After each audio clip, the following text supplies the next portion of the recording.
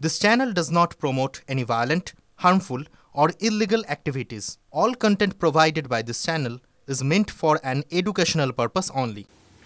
বর্তমানে যারা ছাত্র তারাই কিন্তু ভবিষ্যতের ভোটার এবং এই মুহূর্তে আমি চলে এসেছি সিস্টার নিবেদিতা ইউনিভার্সিটিতে এবং আমার সঙ্গে রয়েছে বেশ কিছু ছাত্র। তাদের কাছ থেকে আমি জেনে নেব এই যে ভোট আসছে এবং ভোট যাচ্ছে প্রতি বছর 5 বছর অন্তর, সেখানে দাঁড়িয়ে তাদের কি চাওয়া পাওয়া থাকছে। আমার সঙ্গে যারা রয়েছে প্রথমে তাদের সঙ্গে আমি একটু আলাপ করে নেব। তোমার নামটা যদি একটু বলো। মনীষ পাল। তুমি? শ্রেষ্ঠা সিনহা। অলিভিয়া সরকার। দীপায়ন দত্ত। আচ্ছা, তোমার কাছে আমার প্রথম প্রশ্ন, এই যে ভোট যাচ্ছে এবং আসছে, কি চাওয়া থাকে এবং সত্যিই কি পাও? প্রথম কথা হলো ভোট আসে ভোট যায়, এক্ষেত্রে সবথেকে আমাদের যেটা ছাত্র হিসাবে বড় কাজ হলো আমরা যাতে একটা পড়াশোনা করছি তারপর একটা ঠিকঠাক চাকরি। আমরা জানি যে পশ্চিমবঙ্গ এমনিতেই শিক্ষার দিক দিয়ে অনেকখানি এগিয়ে, তবে এবং আমরা দেখছি যে বিভিন্ন সময় নানা প্রাইভেট ইউনিভার্সিটি আছে সরকারি ইউনিভার্সিটির পাশাপাশি, সেখানে যে টেকনোলজি আছে এবং আমরা নিজেরা সিস্টার নিবেদিতা ইউনিভার্সিটির স্টুডেন্ট, আমরাও বিভিন্নভাবে টেকনোলজি দিয়ে সমৃদ্ধ যে নানা কিছু শিখতে পারছি।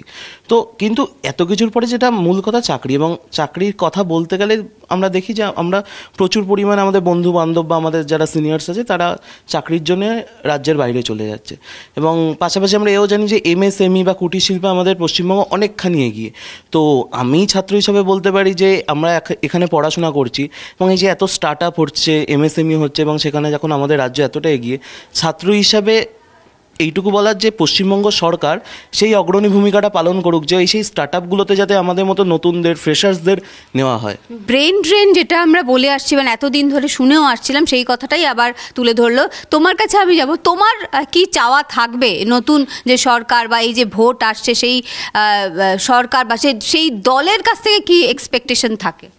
যেরকম আমাদের পশ্চিমবঙ্গে অনেক পলিটেকনিক কলেজ রয়েছে, বিভিন্ন সরকারি ইঞ্জিনিয়ারিং কলেজ রয়েছে, সেখানে বিভিন্ন ধরনের কোর্সেস আছে, কিন্তু মূল এখন আমাদের যেটার উপর বেস করা এআই, সেই ধরনের কোর্সেস যদি চালু করা হয় তাহলে আমাদের এখানকার যারা আমরা ছাত্রছাত্রী তারা সেটার বিষয়ে জানতে পারবো, আর ভবিষ্যতে আমাদের সেটা দিয়ে আমরা লাভবান হব। যেরকম ও বললো যে আমাদের স্টুডেন্টরা, আমাদের বন্ধুবান্ধবরা বাইরে চলে যাচ্ছে, তো এই ধরনের কোর্সেসগুলো যদি এখানে ডেভেলপমেন্ট করা হয় তাহলে আমরা সেটাতে যতটা বেশি বাইরের জায়গা থেকেও যখন আমাদের এখানে স্টুডেন্টরা আসবে, সেখান থেকে আমাদের শিক্ষাগত আমাদের যে সেটা বৃদ্ধি হবে, ইকোনমিক্যাল গ্রোথ সমস্ত কিছুই বাড়বে। তো সেটাই আমারও চাওয়া।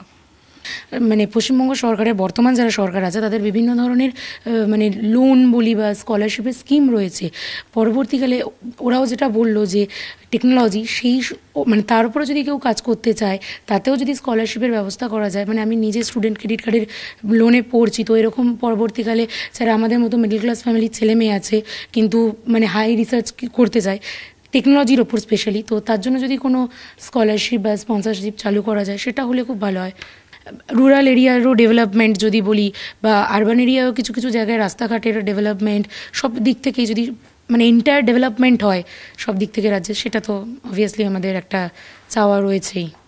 একদম এই কথাটাই কিন্তু বারবার উঠে আসছে যে ভোট তো যায় আসে এবং সেখানে দাঁড়িয়ে যারা আজকের দিনে যারা ছাত্রছাত্রী তাদের এক্সপেকটেশন একটা থাকে আগামী সরকারের কাছ থেকে এবং রাজনৈতিক দলগুলোর কাছ থেকে, কারণ তারাই আগামী দিনে দেশ বা রাজ্য চালাবে এবং তার কাছ থেকে যে এক্সপেকটেশনগুলো থাকবে সেগুলো কতটা করতে পারে, অর্থাৎ সরকার কতটা সেগুলোকে বাস্তবায়িত করতে পারে সেই দিকেই থাকবে নজর। এবং অবশ্যই আগামী দিনের ভোটাররা কিন্তু অনেক বেশি তারা দায়িত্বশীলের সঙ্গে সঙ্গে কিন্তু তারা অনেক বেশি আশাবাদীও।